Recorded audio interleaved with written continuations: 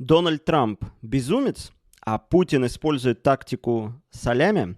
Здравствуйте, с вами Дмитрий Никотин, и сегодня у нас очередной выпуск. В этом выпуске мы с вами будем обсуждать политические стратегии, которые применяют на международной арене, чтобы, естественно, добиваться своих геополитических целей лидеры стран.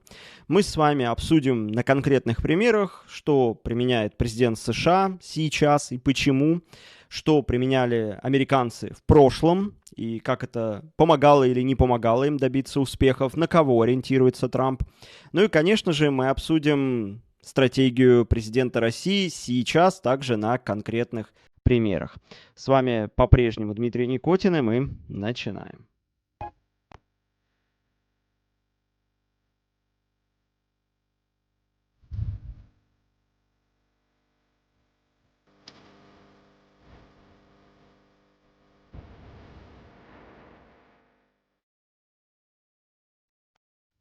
Прежде чем мы перейдем к разбору стратегии Трампа, нам нужно взять за основу президента США Никсона. Да, кстати, я думаю, многие сейчас будут удивлены, но именно Никсон поставил вероятность ядерной войны на кон для того, чтобы добиться политических целей в период войны во Вьетнаме.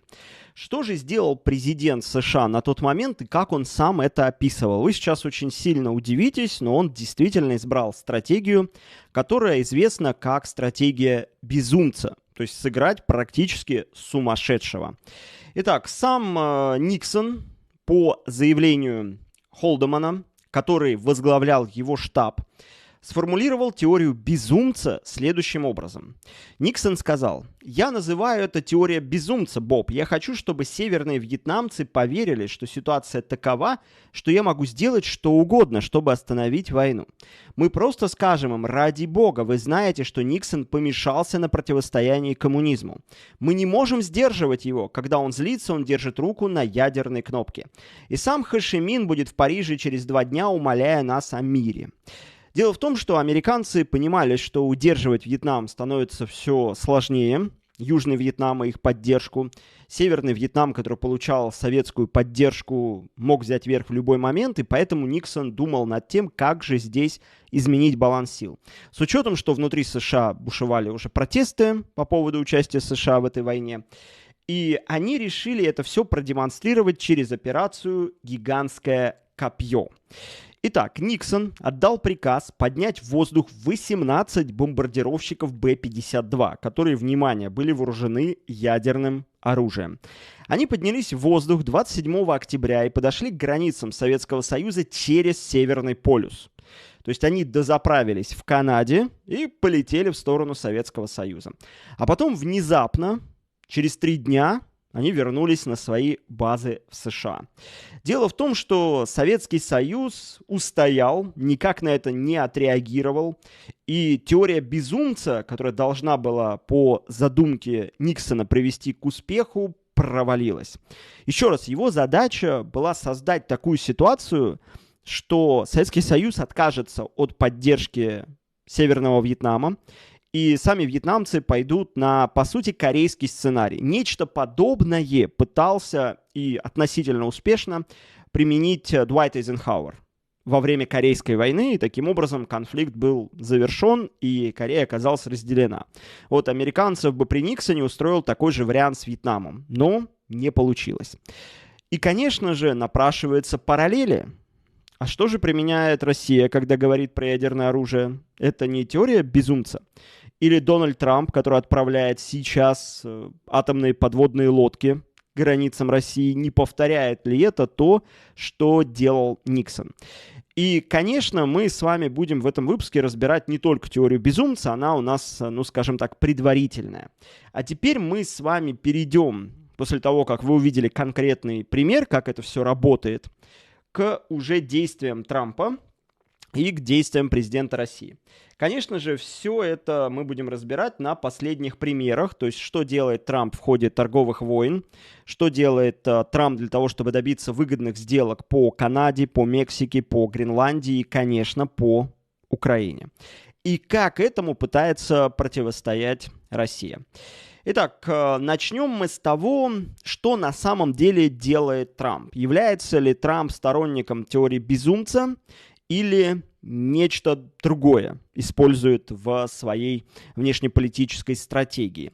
Конечно, до того, как Трамп стал бряцать ядерным оружием и отправлять атомные подлодки к берегам России, его основная стратегия была high-ball, low-ball. Что это за стратегия? Эта стратегия заключается в том, что вы сначала дико поднимаете ставки, и это становится отправной точкой для переговоров, и ваши оппоненты вот это берут за основу и находятся просто в радости, когда им удается добиться снижения условий. Такая вот тактика высокий мяч, низкий мяч, high ball, low ball, является классическим примером использования Трампом в ходе переговоров по торговым пошлинам. Что делает Трамп? Он говорит, введу пошлины 100%. И все такие, жуть-то какая, как же нам вообще тогда отправлять потом свои товары на американский рынок? И это становится отправной точкой. К примеру, с Европой вообще идеальный кейс, где Трамп задрал ставку, европейцы ужаснулись, получили в итоге 15% пошлины, потребовалось от них инвестиции в американскую экономику, закупка американских энергоресурсов, но они счастливы. Выходит Урсула фон дер Ляйен и говорит, как же классно, что мы добились снижения пошлин от того, что изначально хотел Трамп, вы должны радоваться. Ну а с теми, кто не соглашается, Трамп, например, как со Швейцарией, может влупить им пошлины в 39%. Опять же, что он ждет? Он ждет ответной реакции, когда к нему прибегут швейцарцы и будут рассказывать, что они проинвестируют очередные миллиарды долларов в американскую экономику, лишь бы он снизил пошлины. Теперь по поводу того, что он применяет относительно России. Была ли здесь тактика вот высокого мяча, низкого мяча? По сути, нет. Мы видим, что сейчас Трамп применяет теорию безумца. В торговых войнах, да, он применял вот этот высокий мяч, низкий мяч. Здесь с Россией он также чередовал кнут и пряник. Самая известная всем стратегия на слуху. Вы предлагаете сначала инвестиции в российскую экономику, взаимные контракты. Россия говорит, вот посмотрите, у нас есть редкоземельные минералы. И Трамп такой, да, классно. Вот давайте заключайте мирное соглашение по Украине на моих условиях, так чтобы Украина продолжила существовать, а ваши территориальные претензии ограничились только линией боевого соприкосновения. А взамен вы получите прямое авиасообщение, американские инвестиции в вашу экономику, бизнес начнет работать. В общем, все будет классно. Это пряник. А если вы не соглашаетесь на мои условия, то вот он кнут. Ну и кнут со стороны Трампа всем также известен, он уже был задействован. Это продажа американского оружия в Европу.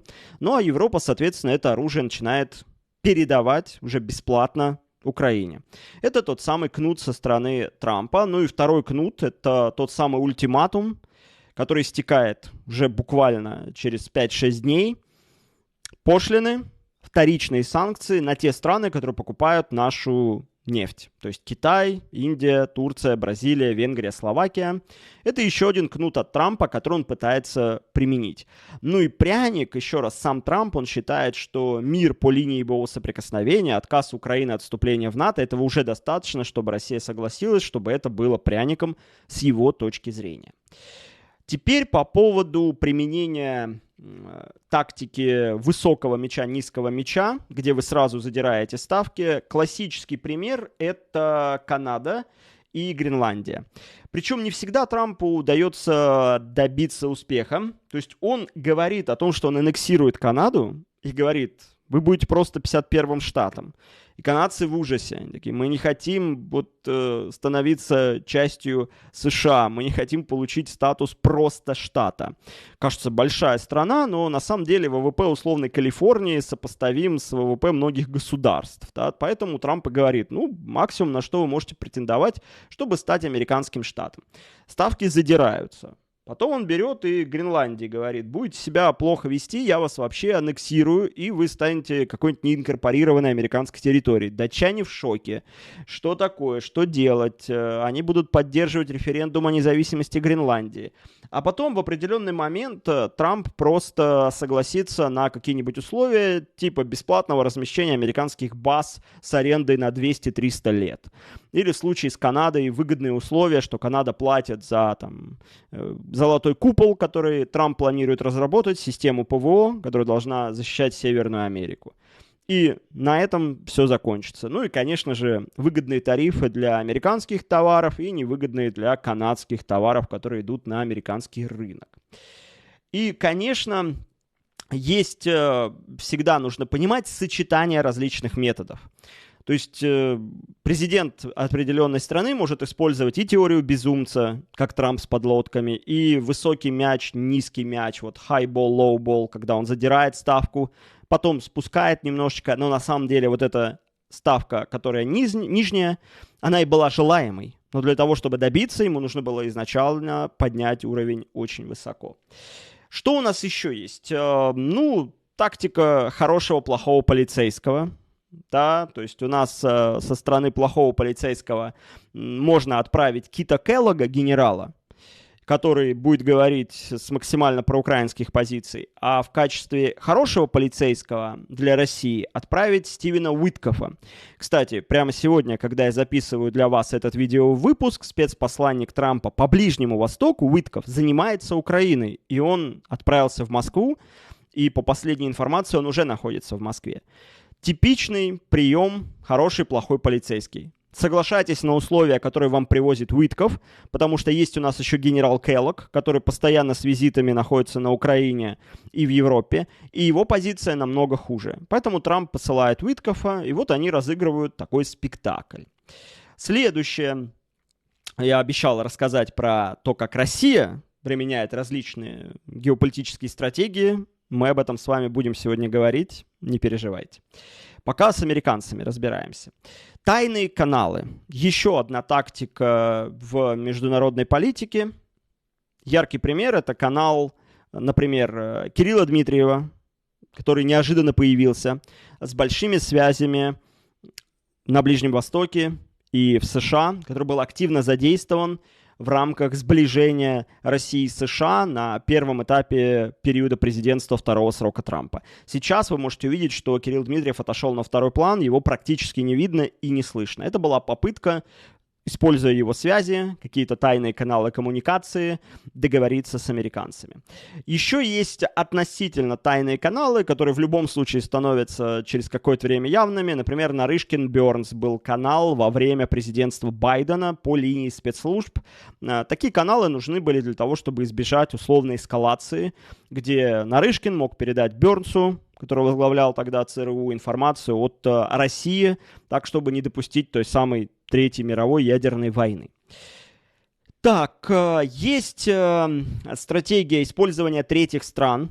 Это попытка, когда приезжает какой-нибудь Виктор Орбан в Москву или Лулу де Силва, президент Бразилии. Сначала посещает Москву, потом отправляется в Киев и пытается договориться.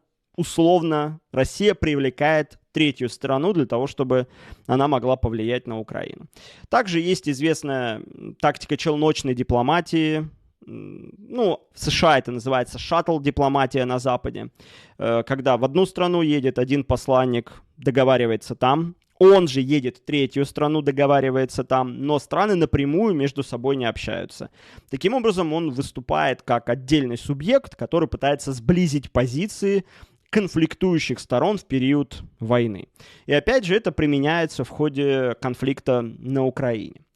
Ну и, конечно, теперь давайте с вами поговорим, что использует Россия. То есть, если с Трампом все понятно, резюме. Трамп сочетает теорию безумца, где он пытается всех напугать своими просто сумасшедшими мерами.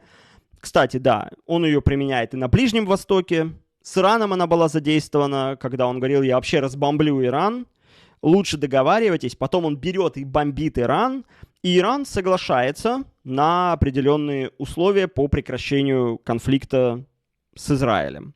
Сектор Газа с Хамас. Сейчас, по последней информации, Трамп также даст Израилю обменять заложников, а после этого Хамас подвергнется массированнейшей просто атаке со стороны США и Израиля. чтобы, опять же, создать впечатление, что он вообще готов просто стереть весь сектор Газа с лица земли. Соглашайтесь на переговоры, да, я готов пойти как бы на все риски. Отчасти можно сказать, что и Россия использует где-то теорию безумца, намекая на то, что нам не нужен такой мир, где не будет большой сильной России, ядерная война, или вы соглашаетесь на наши требования. Вы понимаете, теория безумца, она, естественно, не идеальна. Было бы все так просто, любая ядерная держава, там Китай, например, ради Тайваня говорил бы, сейчас начнем ядерную войну или отдайте нам Тайвань. Но это так не работает, мир гораздо сложнее, и нужно ведь показать, что ты готов идти до конца.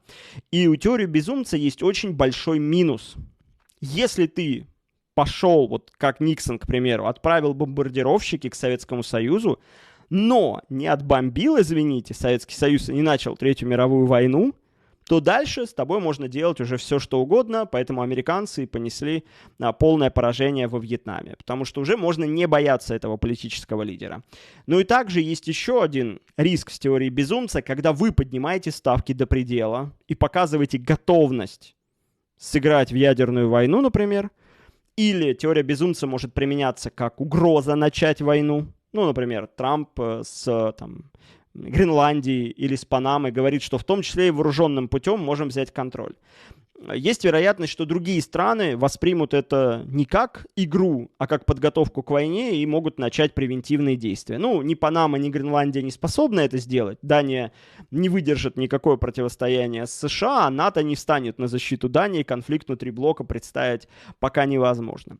Но если речь идет про другие страны, то есть, например, США и Китай, готовность американцев разбомбить Китай за Тайвань может привести к тому, что Китай просто превентивно начнет военные действия первым. Так, теперь что применяем мы? Последнее время мы наблюдаем тактику Путина take it or leave it. Бери это или уходи. То есть Путин в рамках своего ответа Трампу по сути, выдвигает встречный ультиматум. Он говорит, либо соглашаетесь на наши условия, которые я озвучивал тогда, в 2024 году, на базе МИД России, оставляете нам Херсон, Запорожье, Славянск, Краматорск, выводите свои войска, Украина не вступает в НАТО, сокращает численность своей армии, обсуждаем общеевропейскую безопасность, вот все, что мы хотели, берите это, и война закончится. По сути, да, это жесткий ультиматум без возможности компромисса. Однако, Россия, к примеру, не применяет тактику Трампа. То есть мы никогда не ставим завышенные требования. Мне кажется, зря. Я много раз подчеркивал, что мы могли бы играть так же. К примеру, Россия может выдвигать требования. Одесса, Николаев, да вплоть до Харькова, Одессы, Николаева, все вместе, то есть сказать, всю Новороссию. Вот Путин же поправлял Лукашенко и говорил, это наше. А где граница этого наше? Докуда мы должны дойти, чтобы сказать, вот это наше, а дальше уже нет? Мы не делаем это, мы не завышаем требования. То есть наши требования, они вот готовый пакет, готовый меморандум. Вот это максимальные наши требования. Дальше мы не идем. Мы не идем в границах дальше регионов, которые уже зашли по Конституции в наш состав. Например, в Харьковской области мы не успели провести референдум в ВСУ, ее отвоевали. В Сумской области мы не взяли Сумы, поэтому мы не можем там проводить референдум, чтобы запустить дальше процесс. Поэтому наши требования пока ограничиваются тем, что есть, что мы по Конституции записали в наш состав. Дальше. Путин активно применяет, естественно, демонстрацию готовности идти до конца. На Западе это называется, кто там условно моргнет первым, тот проиграл. Или убрать руль из автомобиля, когда вы летите навстречу друг другу. Россия демонстрирует готовность идти до конца, как ядерные угрозы в виде Орешника, демонстрация Орешника, комплекса, который способен нанести непоправимый ущерб Киеву или любой европейской державе. Готовность идти до конца, мобилизация была продемонстрирована, и продолжение войны, адаптация экономики, перевод там, на военные рельсы, неготовность идти на уступки. И здесь возникает ситуация, да, кто первый моргнет. Ну вот игра в гляделки, стоят два человека напротив друг друга, и никто не моргает. Кто моргнет, Трамп или Путин? Кто первый? Трамп, Путин и Европа еще подключается сюда. И вот смотрят друг на друга, и кто первый сдастся. Европа в ответ начинает милитаризацию. То есть здесь нет такого, что на этот раз это сработало, и Запад отступил. Нет, они тоже сейчас идут дальше. То есть два автомобиля буквально несутся навстречу друг другу, и рулевое колесо вытащили, просто убрали дальше. То есть свернуть не получается ни влево, ни вправо. Пока никто не готов руль поставить обратно и свернуть с этой дороги, сказать: все, блин, ты вот реально отбитый парень, с тобой шутки плохи, мы готовы согласиться на твои условия. Также активно Путин применяет контроль темпа и формата переговоров. Да, замедление процесса. Трамп торопится. Трампу нужно быстрее эту сделку. Нобелевская премия мира. Промежуточные выборы в Конгресс уже скоро, в 2026 году. Нужно, чтобы республиканская партия сохранила контроль над двумя палатами американского Конгресса. Для этого нужны успехи на международной арене. Путин это понимает. Путин поэтому не торопится. И он понимает, что нужно было держать Трампа до его ультиматума как можно дольше. И поэтому мы говорим: давайте вот встречаться. Это же серьезный процесс, переговорные группы. Такую тактику на переговорах называют «Великая китайская стена», которая всем известна как одно из самых длинных защитных сооружений на планете. То есть любой документ проходит долгие согласования с множеством инстанций, специальных комиссий. Давайте составлять меморандумы, говорит Россия. Уходит время, составляется украинский меморандум, составляется российский меморандум, встречаются переговорные группы. Потом Россия говорит: а теперь нужно как-то состыковать этот меморандум. Но сначала мы его должны презентовать президенту России. Давайте сюда вашу бумагу, мы улетаем в Москву.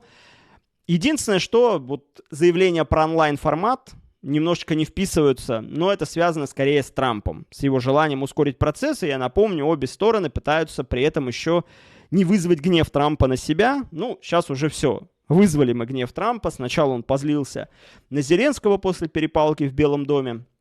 А сейчас под гневом Трампа находимся мы, после того, как Россия продолжала массированные удары по Украине, и Мелания, жена Трампа, очень эмоционально на это на все отреагировала. Трамп сам говорил, что вот жена ему рассказывает, и он вот вынужден действовать, скажем так. То есть суть приема с нашей стороны — затягивать переговоры. Для чего? Улучшая постепенно наши позиции на фронте. То есть мы улучшаем позицию на фронте, но при этом стараемся затянуть переговоры, показывая готовность к этим переговорам в принципе. То есть, еще раз, все эти методы, они совмещаются. Метод ультиматума жесткого «бери или уходи», метод затягивания формата и метод готовности идти до конца. Дальше. Продолжать войну столько, сколько нужно. Мединский прилетал тогда в Стамбул и говорит: да мы готовы, как в Северной войне, 20 лет воевать.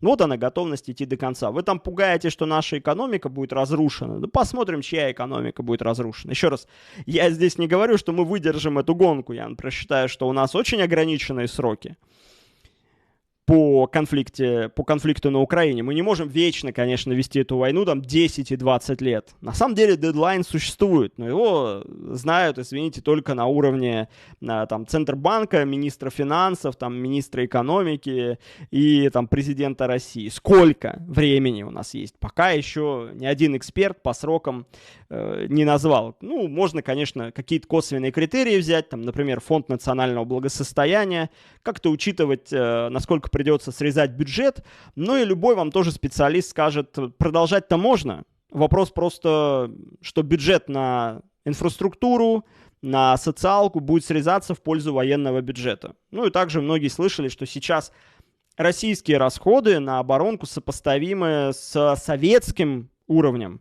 Вы извините, экономика-то России меньше, чем советская экономика, а расходы на военку сопоставимы.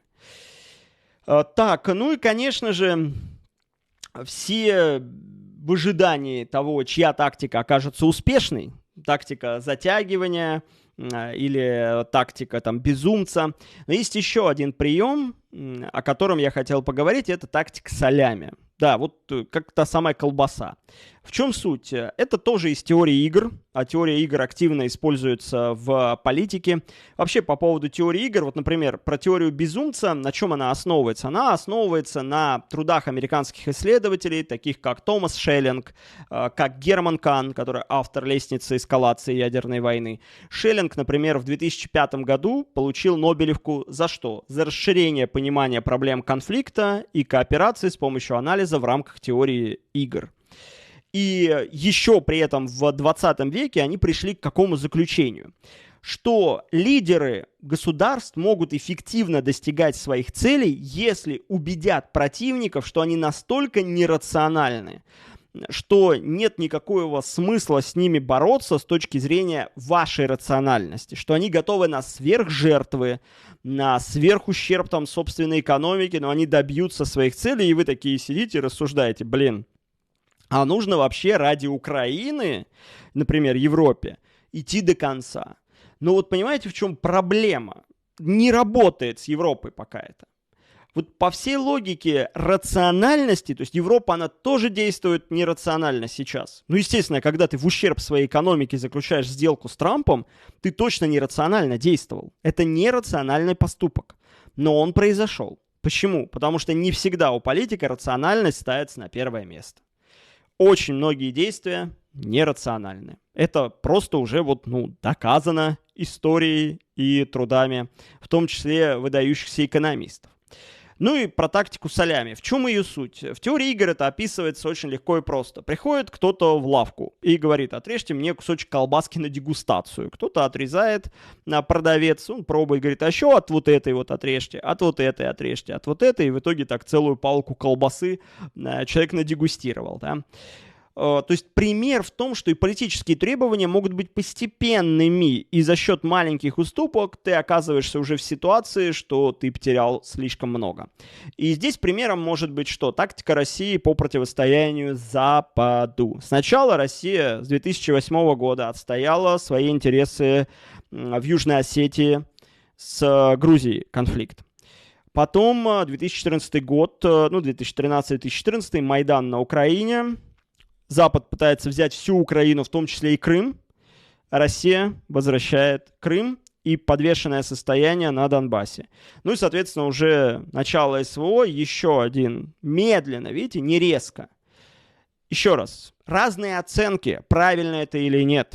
Мне лично кажется, что в 2004 можно было взять больше и меньшей кровью. Извините, в 2014 по Украине. То есть можно было идти по границам Новороссии до Днепра тогда. И можно было использовать Януковича и сказать, что вообще-то это легитимный президент. И он бы дал добро на ввод войск. И спокойно полностью идти до Днепра и на любые реакции Запада заявлять, вы что там вообще попутали? Вот избранный президент, его там, извините, скинули. Вот он вернулся на Донбасс, там отдал приказ и так далее. Но Янукович был дико непопулярный, все это лучше было через референдумы проводить, которые тогда была волна, и флаги пытались поднять и в Одессе, и в Харькове было противостояние очень большое, где-то силовики подавили. Но могла ли Россия вмешаться там и в Харьков? Могла, но не полезла туда. И вот здесь вопрос, почему? Либо это ошибка, либо это применение тактики салями. Постепенно. Еще раз, Крым, Донбасс, пока пауза. СВО, новые регионы, зафиксировали. И еще раз, применение этой тактики может идти и дальше. История только покажет, как сейчас завершится конфликт, насколько далеко Россия сможет дойти, либо будет, к сожалению, или к счастью для кого-то, опять пауза, которая будет означать, что конфликт продолжится вновь через какое-то время. Россия зафиксирует сейчас результат, и вот тактикой салями потом это может продолжиться в будущем. Ну что ж, спасибо всем за ваше внимание. Наш сегодняшний такой выпуск по политическим стратегиям подошел к своему завершению. Надеюсь, что он вам понравился. За всеми актуальными новостями и событиями подписывайтесь на мой телеграм-канал Дмитрий Никотин Телеграм в любой поисковик. Мой канал входит в топ-10 политических каналов России авторских по версии Медиалогии. Благодаря вам мы уже несколько лет держимся. Помогайте нам распространять контент, подключайтесь в Telegram, туда также заливаем все выпуски для зарубежной аудитории.